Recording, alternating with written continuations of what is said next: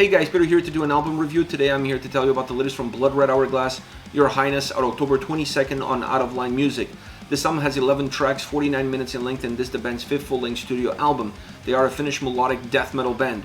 Now at first glance, this album is going to feel very natural. It feels like it's the DNA of the band. You have ebbs and flows, peaks and valleys, heaviness, melody, intertwining, changing the eyesight of the listener from song to song, never giving you two tracks that feel or sound exactly the same. And then you get into the middle of the record and you realize that, wait a minute, this is not my traditional Bloodred Hourglass album.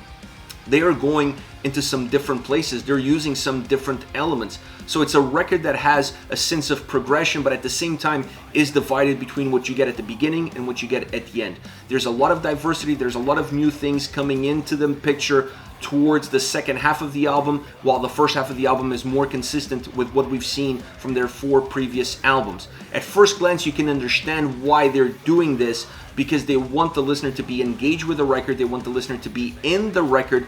By the time they start to bring out some new stuff, it's going to be easier for the listener to process it, to digest it, and not walk away from the album. You bring those elements early on, and it's going to be harder for a hardcore fan of the band to work through them without feeling a little bit out of place. So I understand the design, but you have to admit it feels a little bit lopsided. It feels top heavy because you just feel like there's a lot of similarity. There's a lot of similarity with the past at the beginning, and then there's a complete break at the end. Because of that, you really feel like you have two sides of the same coin on one single record, making the album not as balanced as it could have been. Maybe in future records, they can balance out things a little bit better because they won't be introducing these new elements. The new elements are already there, so it's just a continuation from where they currently are. It'll be easier for them to divide a record or to construct a structure that's more cohesive. This album, because you're introducing new things, I'm not sure if there's a better way of doing it, but the current way really makes the album feel top heavy, and it really divides the record into two sides. Once you get into the soundscape, that is the highlight of the album. I just love the big sound. That is it, the big sound. This is a big sounding record.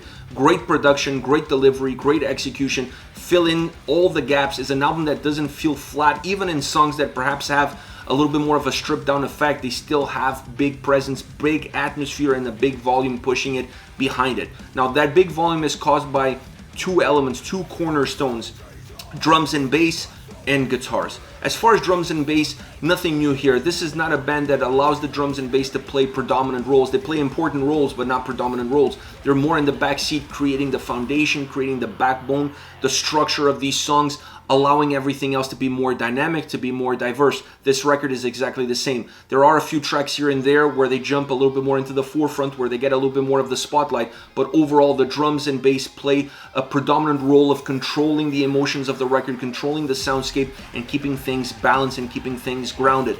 On the other hand, you have the guitars. Best sounding guitar record from Bloodred Hourglass to date. They've never released an album where the guitars were this powerful, this thick, this much volume, this much drive, this much strength. Incredible sounding record overall, but incredible sounding record as far as the guitars go. Outstanding. I just love the riffs, the melody, the combination of heaviness and melody. Perfect. You get enough of one and you get enough of the other, and one doesn't take away from the other. They just worked really well. They created an album that really drives off of the guitars. The guitars become the motor, they become the driver, they become the chassis. They become pretty much everything that this album has to offer outside of the vocals, and that becomes your focal point as far as the overall sound and the overall experience of this record is concerned. Kudos to them. Incredible sounding record as far as guitars goes. Now, once it comes into vocals, this is where the caveats start to come in. I mean, there are some caveats, there are some new nuances as far as song structure, song design, and even execution.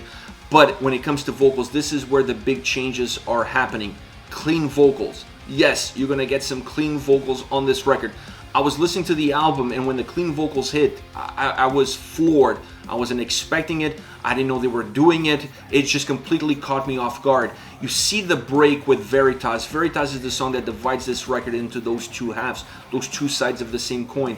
After Veritas, you start to see a development of the clean vocals, and they don't come in with a one-size-fits-all.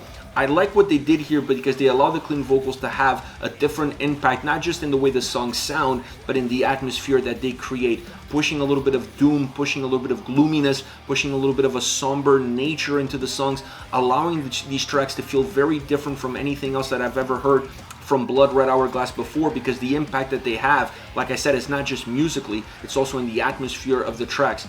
I love the sound of the clean vocals. I love what they're doing on this record, because I feel like they can expand on what they've done before. They can really create songs that are more dynamic, that have more layers, that have more as far as an experience is concerned, and even the atmosphere of the tracks can be a little bit thicker, can be a little bit more meaningful when you start to incorporate these different elements and making the songs feel like they have a life of their own. Not just one style, not just one approach, not just one melodic drive, but no, bring in a little bit of darkness, bring in a little bit of a somber nature to some of these tracks with those clean vocals, and you start to see a different side of the band. You start to see the growth of the band into different arenas, still within that melodic death metal blanket. That's exactly what the clean vocals are going to do on this album.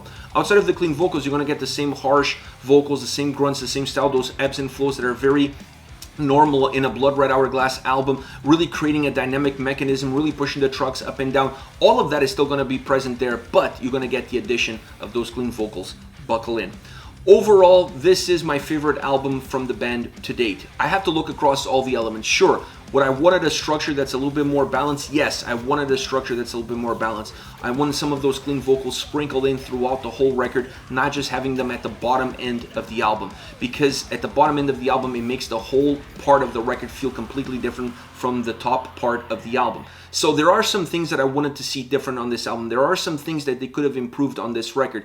But when I consider everything that they have done, when I consider how engaging this album is, how fluid it is from the first to the last song, how they kept the DNA of the band almost intact in the first portion of the album, bringing everything that they've done well across the 4 previous records into this one, and then adding these new elements at the end in order for us to see that this is an album that is as much about the past as it is about the future. I have to say that this is their best album to date. The production is phenomenal. The guitar sound is outstanding. They don't have an album that, as far as guitars goes, sounds nearly as good as this does.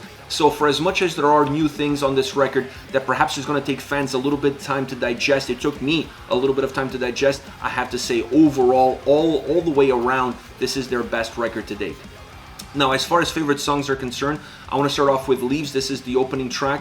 I love this song because it was not a single, but it has all the makings of a single, and it has all the DNA that we've gotten used to from the previous 4 albums. This track could have been in any of those records, would feel perfectly in on any of those albums. It's on this one. So it's a little bit of the continuation of the past in the band into the present, allows you to segue into the album itself. Perfect introduction to the record, perfect intro track into the album. I love the melodic guitars, I love the heaviness that they have, creating volume, intertwining the two, pushing the song forward. The vocals are the ones creating the ebbs and flows from beginning to end, really pulling the strings, if you will, and counterbalancing all the melody that the track has. Because overall, it's not a super heavy track. It has more melody than heaviness, but you really need the vocals to create that heaviness in order for the song to be more balanced and not be one-sided, and that's exactly what's happening here. The chorus is outstanding. The chorus has the DNA of the band, so it's something that takes you back to previous records. Once again, perfect way to get started on this album. Is melodic, is melancholic, is heavy, is a beautiful track, beautiful opening track. Next, we have Leave Out All the Rest. I love how catchy this song is, but I also love the bass. This is one of those tracks you're going to get to hear a little bit more from the bass. It creates a great vibe. It adds to the overall atmosphere. The song is melodic. The song is heavy, musically and vocally. Really balanced from that perspective. The chorus is super driven and super catchy. One of those catchy tracks that you're going to find throughout this album. There's plenty of them, and this one is definitely one that stands out in my mind, because the chorus is simple, easy to sing along, easy to gravitate towards. Like I said, very driven, very catchy. The verses are a little bit thicker, a little bit chunkier, and the guitars really make sure of that. The guitars really add a little bit more volume, a little bit more presence in those verses, creating a clear divide once you get into the chorus, because the chorus feels a little bit more penetrating, a little bit more driven. This creates dynamic mechanisms, makes the song go up and down. It makes the song be more fluid, more engaging, more connected all around. But it's just a beautiful, powerful track all in all. It's a banger, if you will. When you look at a track that has this sort of a chorus, this sort of verses, really well connected, a really catchy chorus, it becomes a banger. It becomes one of those traditional Bloodred Hourglass songs.